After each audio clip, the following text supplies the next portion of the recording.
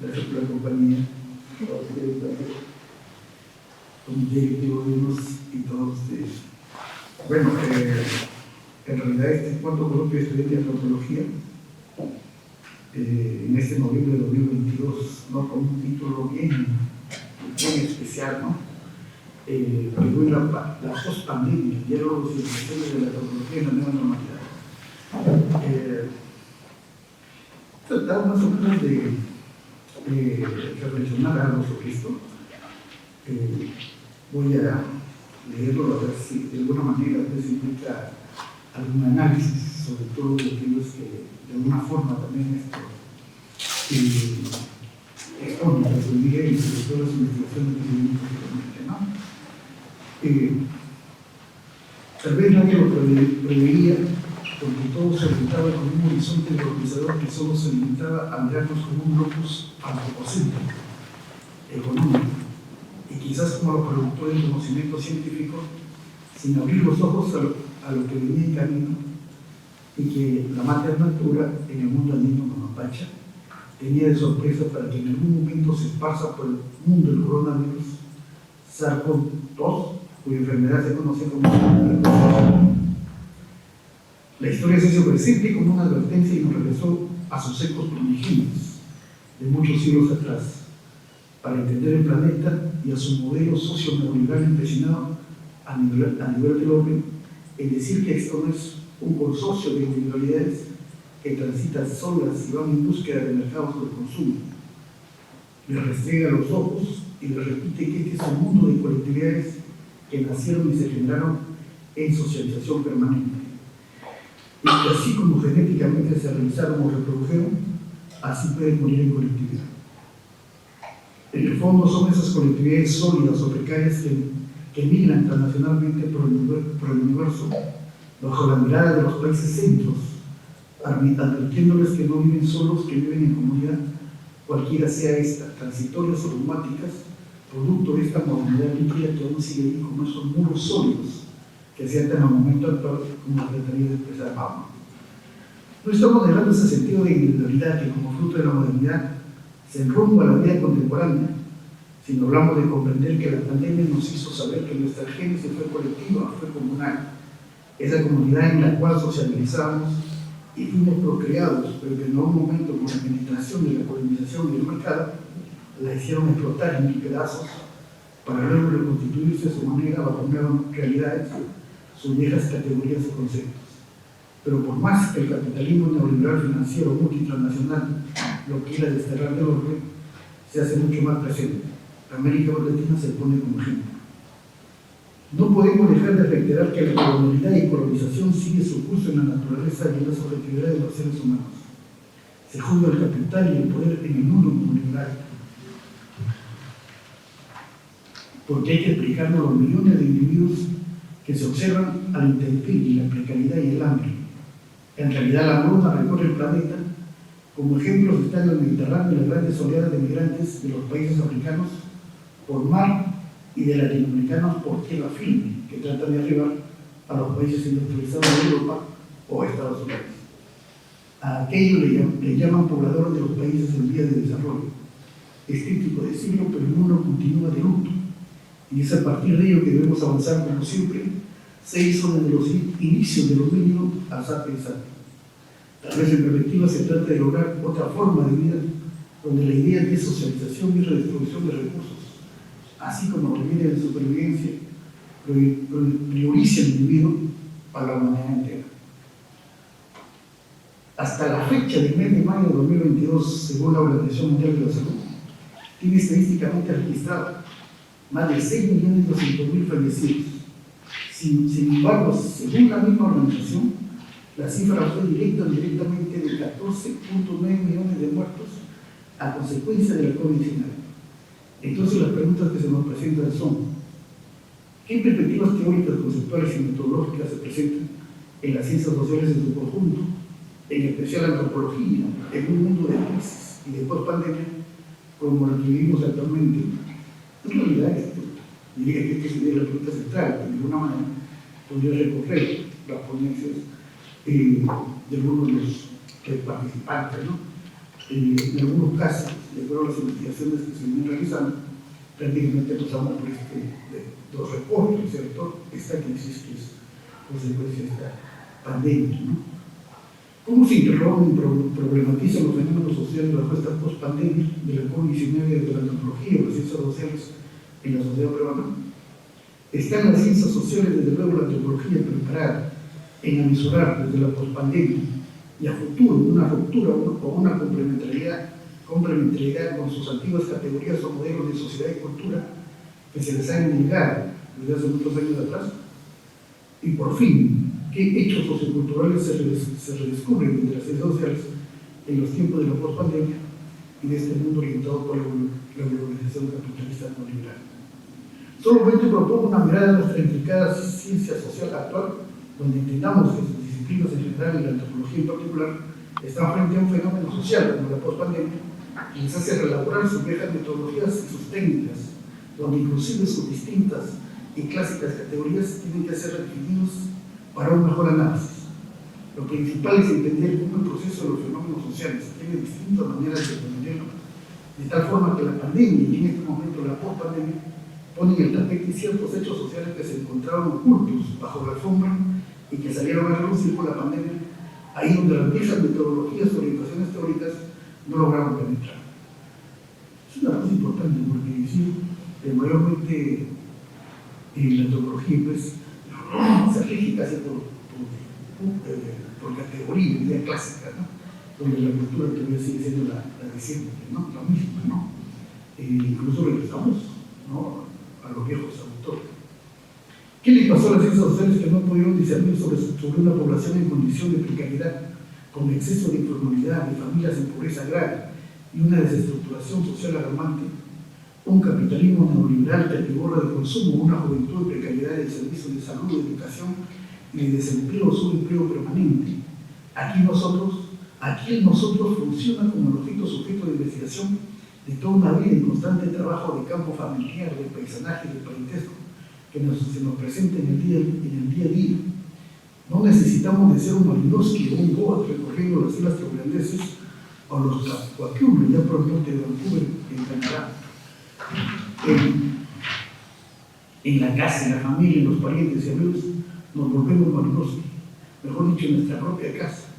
Solo le digo que hasta ahora mi madre, tuve justamente un viaje último, solo le digo que hasta ahora mi propia madre me lleva descubrimientos que quizás se complementen con la misma antropología o con mis informantes más lejanos, de las cuales he realizado un número de entrevistas o investigación, por más que digan que mi subjetividad se cruza y hace amigos a la ciencia. No lo creo porque no sabía que mi abuela, allá por los años 40 y 50 del siglo pasado, había sido una de las mujeres que había formado una de las primeras cooperativas de servicio para sus vecinos y paisanos, entregando leites y medallones de oro, ollas para las fiestas y catra de dormir que le llevaban esos años, además de otros objetos. Miren esa idea de cooperativa que ellas manejaban en la costa norte, y para eso nuestra vieja vivencia y nuestros abuelos y madres informantes están ahí. De hecho, la subjetividad recorre nuestras etnografías. Solo había que seguir preguntando para saber cuánto de conflictos y antagonismos familiares se quedan en la memoria. Más como antropólogos, ¿cómo le fastidiamos a la ciencia con nuestra subjetividad presente? El gran debate y desafío. Para eso están nuevamente Durkheim, Ribero y Marx y la teoría contemporánea.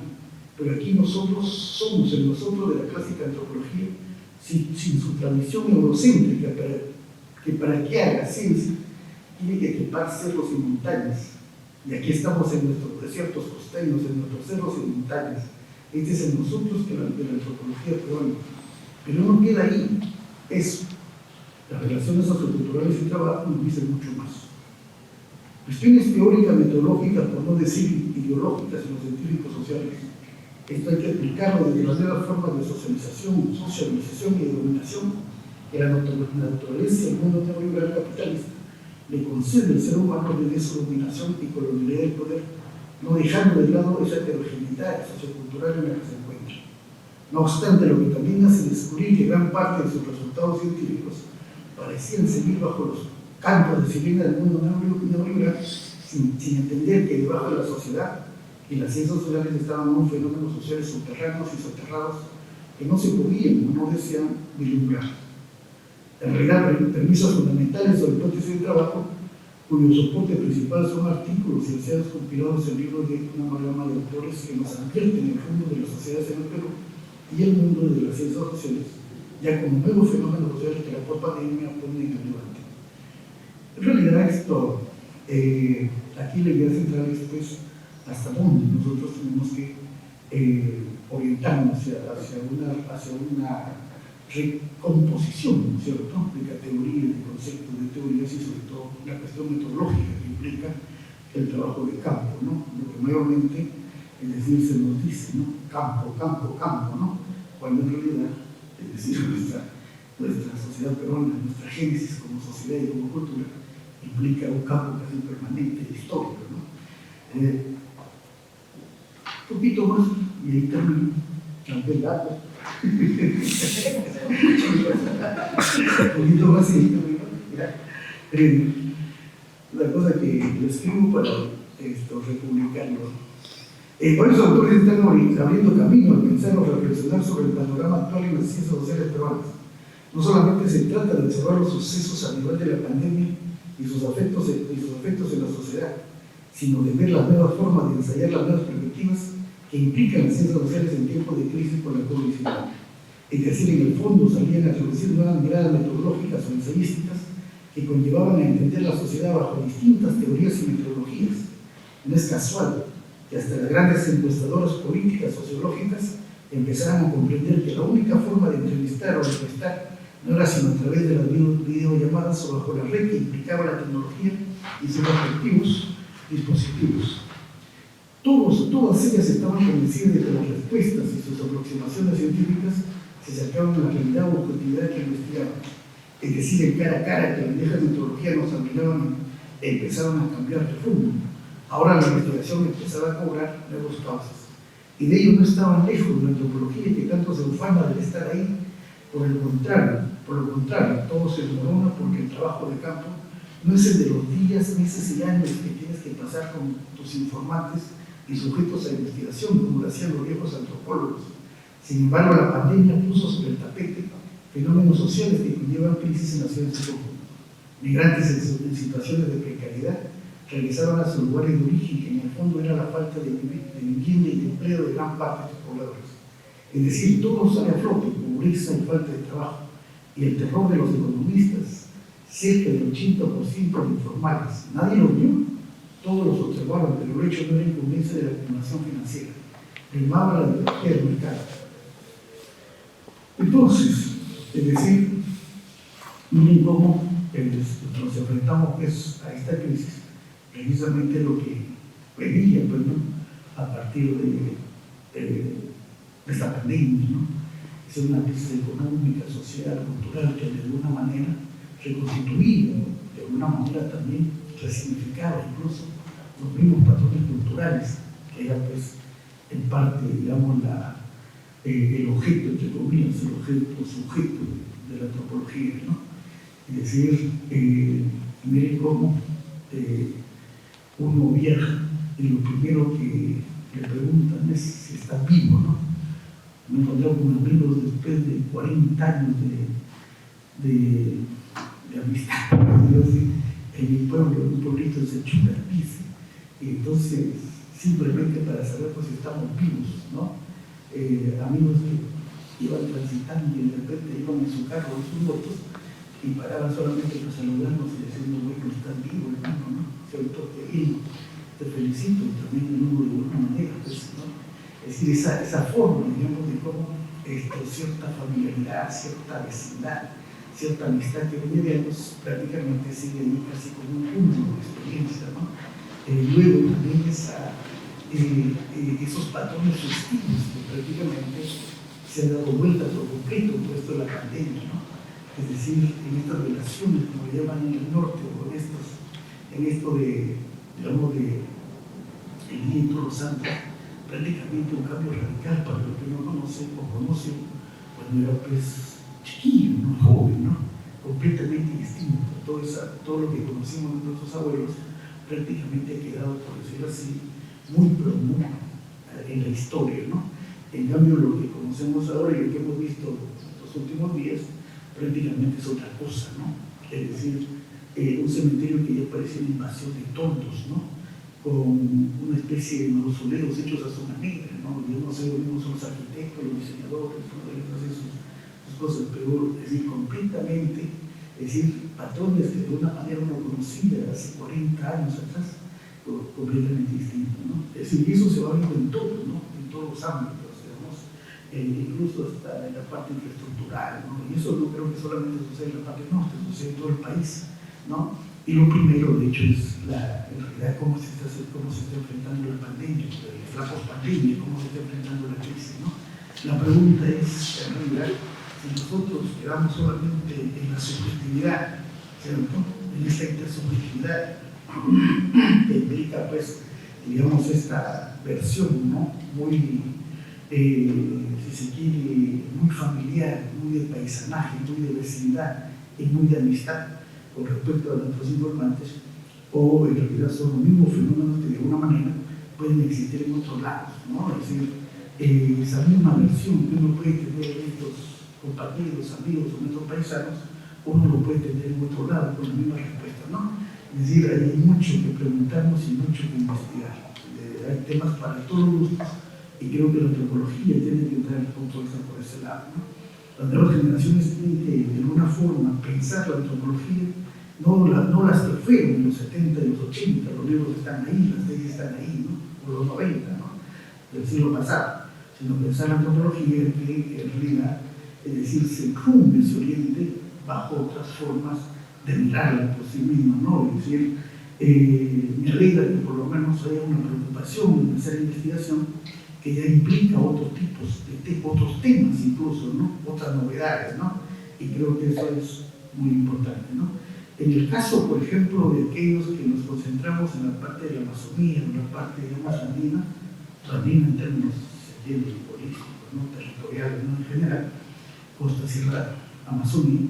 En el caso, digamos, de que nos concentramos en determinado espacio, creo que debemos de mirarlo con mucho más énfasis para los tiempos actuales, ¿no? Porque de hecho, lo que hemos tenido anteriormente han tenido orientaciones teóricas, conceptuales y hasta ideológicas que precisamente, en vez de preocupar, ¿cierto?, de alguna manera, entre comillas, desarrollar lo que era, digamos, conceptos, categorías y teorías, incluso la metodología misma, precisamente se ponían bajo parámetros que no nos obligaban, digamos, a otra mirada, ¿no?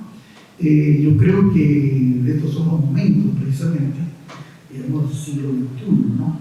Las nuevas generaciones, o lo que son ustedes en estos momentos, prácticamente le presentamos que es una nueva versión de lo que tuvimos anteriormente, ¿no? Por eso que mi gran énfasis en los alumnos, ¿no? Revisen las tesis, ¿cierto? Revisen las tesis, porque precisamente ahí está gran parte de lo que fueron esas investigaciones que pasaron, ¿no? Incluso conversando con nuestros compañeros, recordábamos solamente un poquito de lo que fue nuestra vida estudiantil, ¿no? Y precisamente lo que tienen en estos momentos ustedes, ¿no? Yo creo que por ahí, ¿verdad? El trabajo que les compete a ustedes, las investigaciones que les compete a ustedes,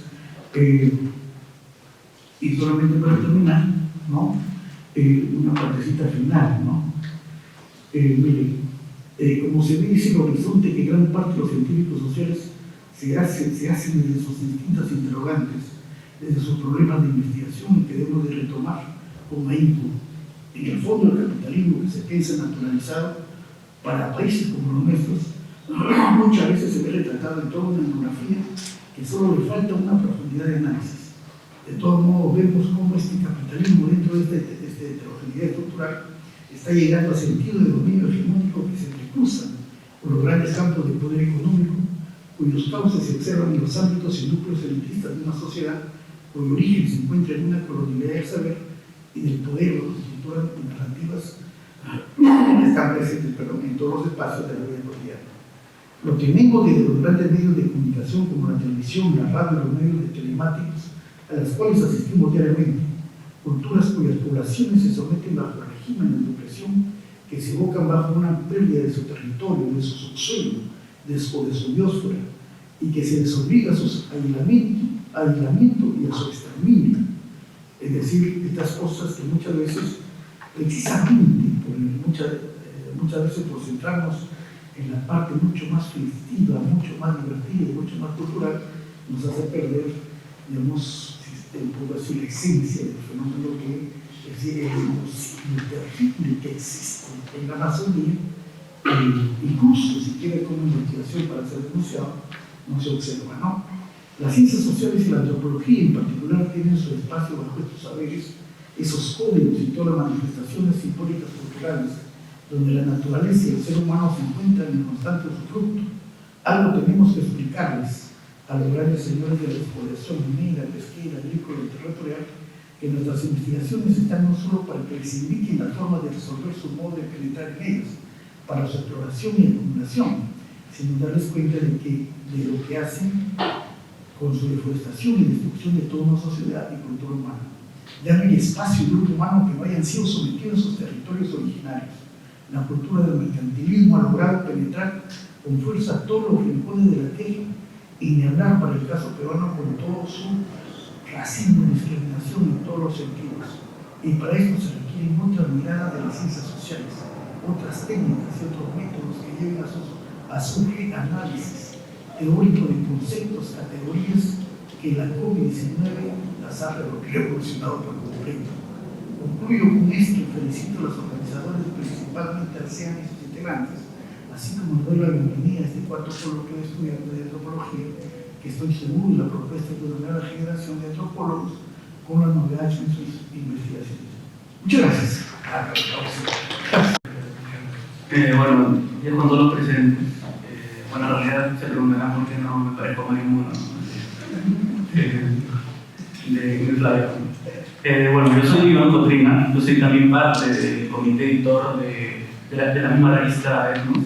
Y en primer lugar, tengo que agradecer nuevamente la presencia de todas y todos ustedes que se encuentran dentro de este cuarto, de esta cuarta edición del Coloquio de Estudiantes de Antropología. La organización del mismo ha sido un trabajo más que todo, un trabajo en conjunto dentro del Centro de Estudiantes de Antropología, de la misma escuela técnico profesional y de la revista Etnos, ¿no? Lo que demuestra de alguna forma el interés estudiantil, de alguna forma por elaborar espacios de circulación de conocimiento, de reflexión, de discusión y de debate en general, ¿no? No solo para la antropología, sino también para las ciencias sociales en general. Bueno, en realidad hay que partir de una precisión necesaria, ¿no? ¿Qué es Etnos? Bueno, como muchos de ustedes sabrán, Etnos es la revista estudiantil del Centro de Estudiantes de Antropología. Alrededor de nuestra trayectoria, nuestro compromiso más que todo ha sido realizar trabajo académico de reflexión antropológica en la cual, por medio de un espacio donde la finalidad de la misma es ser un espacio de discusión para la reflexión antropológica, ser un espacio de discusión para los mismos estudiantes de antropología y de América Latina en general. En septiembre de este año, por ejemplo, tuvimos la enorme satisfacción de presentar el número 2 de la revista, el cual cuenta con trabajo tanto de estudiantes de la universidad, así como estudiantes de América Latina y del resto del mundo. Así pues, este proyecto ha sido realizado gracias al apoyo de los estudiantes, de nuestro comité editor, del comité asesor, etc., ¿no? Que en su mayoría pertenecen al cuerpo de estudiantes también de la escuela, y en realidad a quienes agradecemos y saludamos por haber contribuido a la elaboración de este mismo espacio. Asimismo, en esta ocasión aprovecho para felicitar el espíritu participativo de todos los estudiantes, ya que en nuestra última convocatoria, por ejemplo, tuvimos un gran recibimiento, ya que había una gran cantidad de nuevos integrantes para parte del comité, ¿no? Lo que de alguna forma demuestra nuevamente parte del interés estudiantil por la reflexión y la discusión dentro de la escuela. Bueno, asimismo agradecemos al director académico, a la profesora Fabiola Jenkins y a todos ustedes por encontrarse acá. Y bueno, por último les extendemos la invitación también, no solo a las consiguientes ponencias, sino también a la mesa del diálogo de este viernes, a cargo también de revistas estudiantiles, donde se debatirá acerca de la situación, importancia y los retos dentro de las revistas estudiantiles alrededor del contexto de post-pandemia. Y bueno, para finalizar, retomando ese aspecto del estudiantil, de la reflexión antropológica, Y parafraseando a Freud, quisiera concluir con una frase, ¿no? ¿Podemos nosotros, los estudiantes, aquellos que de alguna forma no tenemos el estatus institucional de antropólogos, ejercer en realidad el análisis y la reflexión antropológica? Bueno, eso más que todo. Muchas gracias. Lo he titulado La COVID-19, las identidades culturales y la antropología en tiempos de crisis. Durante el conflicto armado interno entre los años 80 y 90, según la Comisión de la Verdad y Reconciliación, el Perú tuvo alrededor de 69.000 personas muertas o desaparecidas. Sin embargo, también precisó que su distribución mostraba la desigualdad étnico-cultural. Así, quienes sufrieron el mayor impacto de la violencia armada estuvieron en su mayoría en el departamento de Ayacucho y luego en los de Junín, Huánuco, Huancavelica, Apurímac y San Martín, y de los barrios y comunidades en Lima, Callao, Puno, Ucayali y Cusco principalmente. Los que más sufrieron fueron de identidad quechua, pero también llanca, vecinos de barrios populares, de pueblos alejados por las cordilleras de nuestra geografía, que sufrieron las incursiones, violencia y muerte. La pandemia de la COVID-19 en el Perú tuvo alrededor de 3.703.751 contagios y 213.731 muertos en 2 años. Nótese la diferencia con las cifras de la Comisión de la Verdad y Reconciliación. Las triplica. En el escenario país de crisis más desgarrador y desolador que no debemos olvidar, y que solo la vacunación masiva menguó. Al mismo tiempo que se dieron las mayores muestras de solidaridad en el momento de la llegada de la enfermedad y su ola de muertes, los servicios de salud pública se mostraban en crisis y desabastecidos, a la vez que se encarecieron los servicios privados de salud.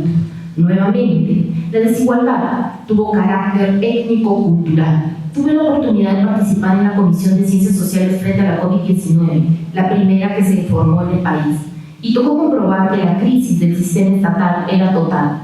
Las postas y centros de salud en las zonas alejadas, como la cuenca del río Santiago, a donde acudía la población de los pueblos Huampici o Huajún, con síntomas respiratorios de la enfermedad, con la esperanza de no morir, estaban cerradas, sin personal, sin medicinas, ni equipos.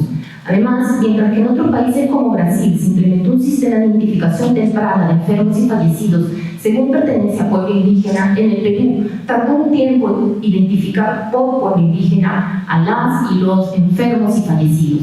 Tardó la asignación de presupuesto para destinar a la atención en las zonas más alejadas de los pueblos amazónicos y se sufrieron los constantes cambios de las autoridades. Las personas en los barrios de menor recursos y los ciudadanos de a pie no teníamos para pagar un balón de oxígeno para nuestros parientes que llegó a costar entre 500 y hasta 5.000 soles. Solo hagamos el ejercicio de recordar cómo la sospecha de la enfermedad era común y las escenas de la desinfección continua, donde el personal de limpieza de hospitales y centros de salud se convertían en héroes y heroínas trabajando por la vida y contra la muerte, cuando médicos y enfermeras caían enfermos por la COVID-19. Así, el miedo, la ansiedad, la depresión y la escasez de recursos debilitaron las fuerzas del país por salir adelante. También recordemos la triste imagen de las bolsas negras saliendo de todas partes, hospitales, clínicas, postas, hogares, barrios, etc. Pero también hubo respuestas, las más diversas, desde las comunidades y territorios rurales hasta en los barrios, desde los sistemas de control territorial, cierre de fronteras y de cuidados de diversos tipos y características, producto de nuestra diversidad cultural. Ellas aportaron en la alimentación y seguridad alimentaria, en mantener las jornadas y faenas comunales para sembrar y cosechar los alimentos que servían para reforzar el sistema inmunológico del cual dependía vivir y sobrevivir a la enfermedad que tuvo casi todo el país y buena parte del planeta. También destacó la importancia de la transmisión del conocimiento tradicional del uso de las plantas para curarse y para cuidar. Cuidar fue la tarea principal de las mujeres. Una economía de cuidado se desplegó y articuló en la alimentación y la organización para salud doméstica y comunitaria. Tanto así que hubo comedores barriales y vecinales funcionando en cadenas de atención, donde ellas asumieron las tareas domésticas de cocinar y alimentar. Sin embargo, continuaron registrándose los más altos índices de violencia de género, por lo que es urgente reforzar el enfoque de género en la educación.